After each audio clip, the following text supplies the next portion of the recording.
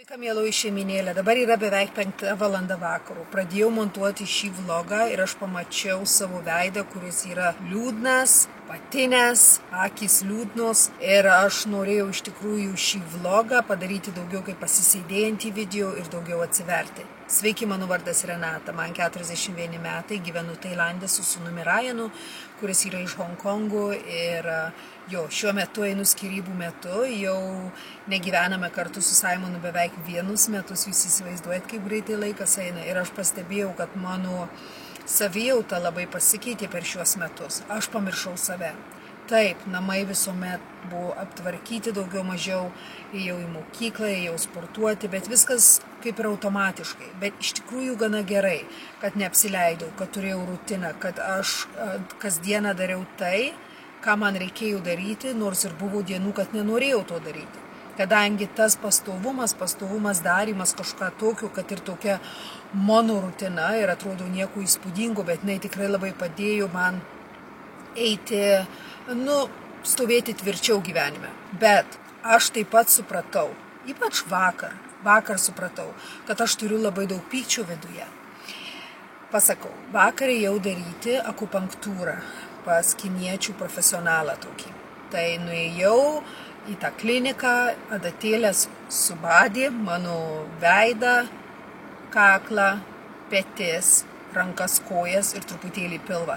Taip pat prijungė tokių elektromagnetinius fieldus ir taip pat karšta lempa, kuri šildė pilvą. Tai visa tai buvo sujungta. Man reikėjo pagulėti 30 minučių ir per tas 30 minučių labai daug emocijų iškilo.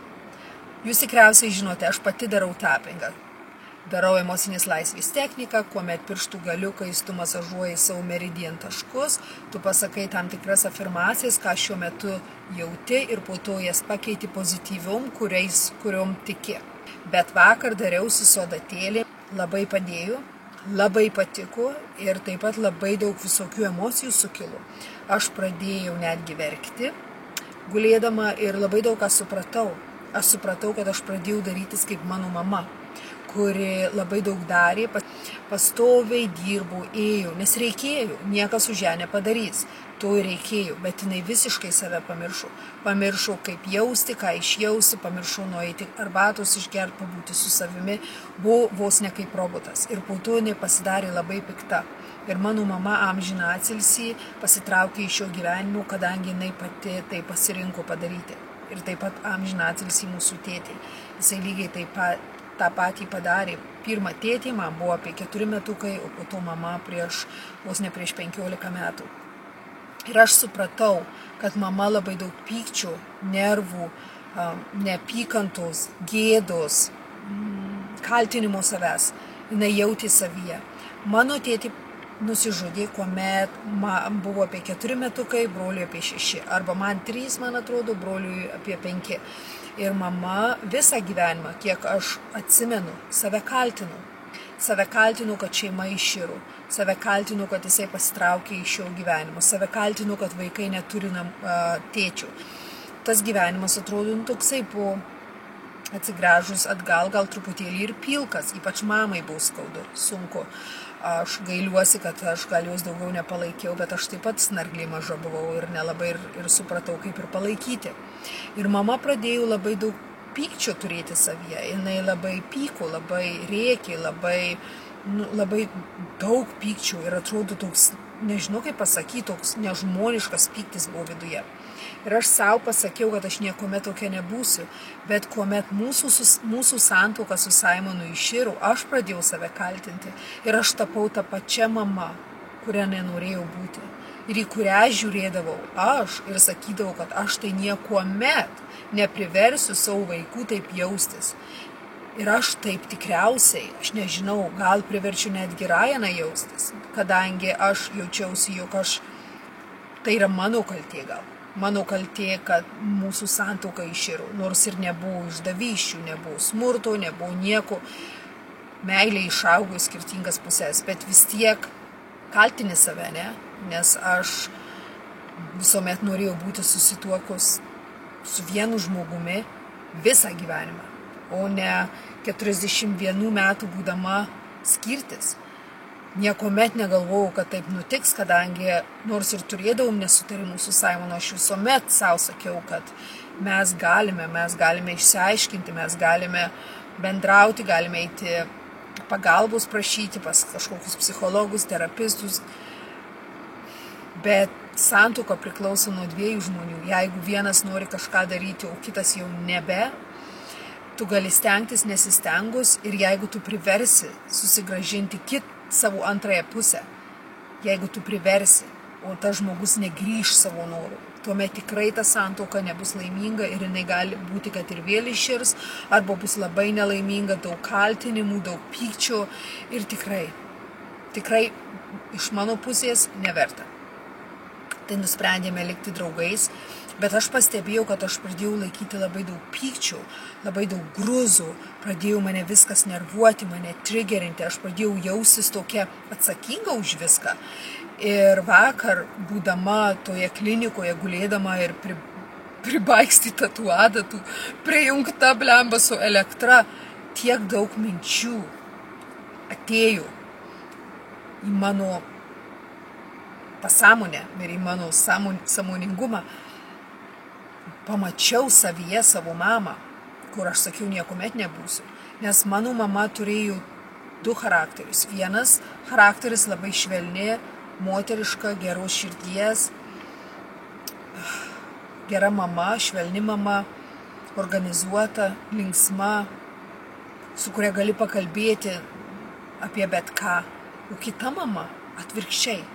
Viską, ką pasakiau pozityviai, viskas atvirkščiai negatyviai. Negalėdavau pasakyti žodžio, bijodavau kažką pasakyti, būdavo daug agresijos, kaltinimų, pykčių, reikimų. Ir aš nežinodavau, pas kurią mamą grįšiu, ar pas tą, kurią mamą pamatysiu, ar vieną, ar kitą. Ir eidama aš skyrybų metu, aš tą pati mama pasidariau. Tai pradėjau, jūs tikriausiai žinote, daryti tapingus, emocinės laisvės techniką, pradėjau daryti rašymus. Tai pirmi 3 mėnesiai po išsiskyrimo buvo labai sunkus, po to pradėjau truputėlį gerėti, bet vis tiek jaučiau tą tokį sunkumą, tokį fizinį sunkumą. Tai, kad emocinis, atrodo emociškai, logiškai tu supranti, bet pats kūnas laiko tą stresą 30 minučių laikotarpyje po adatėlių paspaudimų. Aš pradėjau jaustis geriau.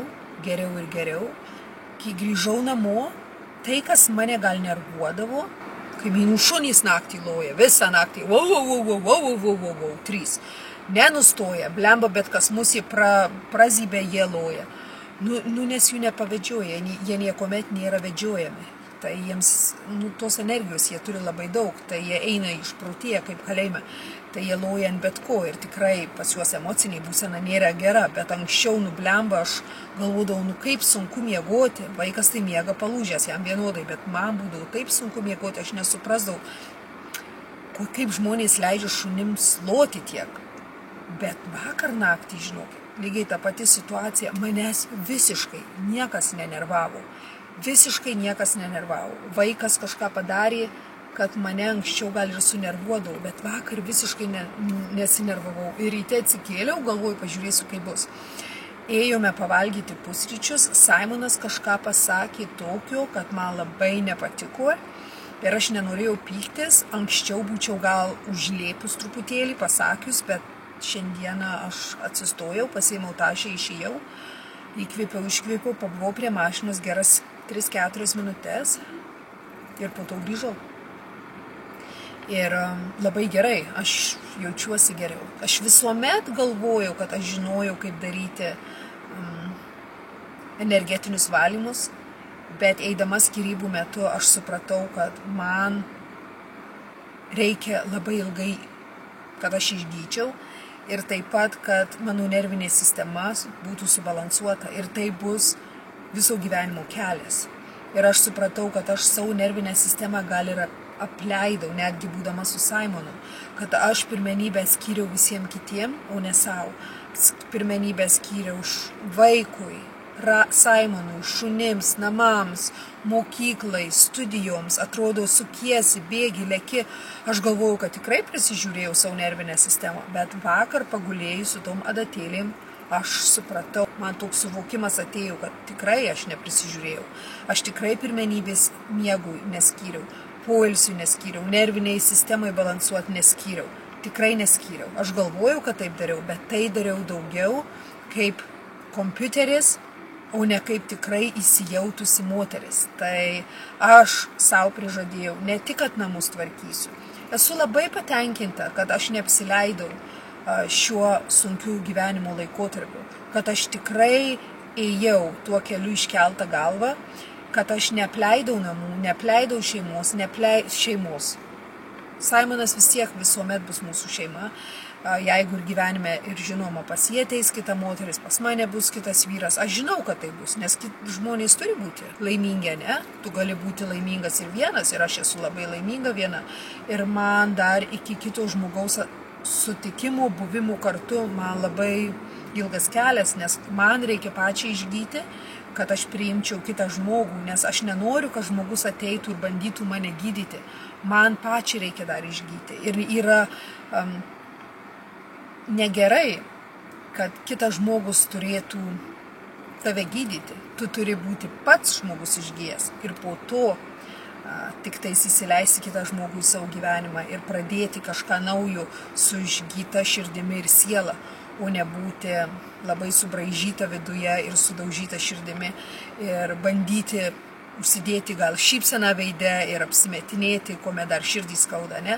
Tai aš esu iš tų žmonių, kad tikrai noriu išgyti pilnai, atsistoti ant kojų pilnai, jaustis pilnai ir tada ateityje kažką galvoti apie antrąją pusę, bet ne dabar.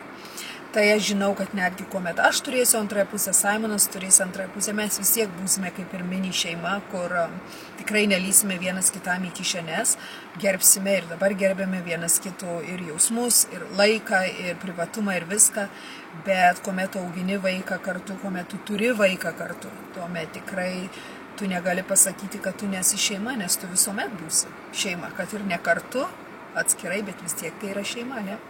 Ačiū labai, šis pokalbis toksai išmėtytas gal, bet viskas čia gerai. Ačiū, kad esate. Iki.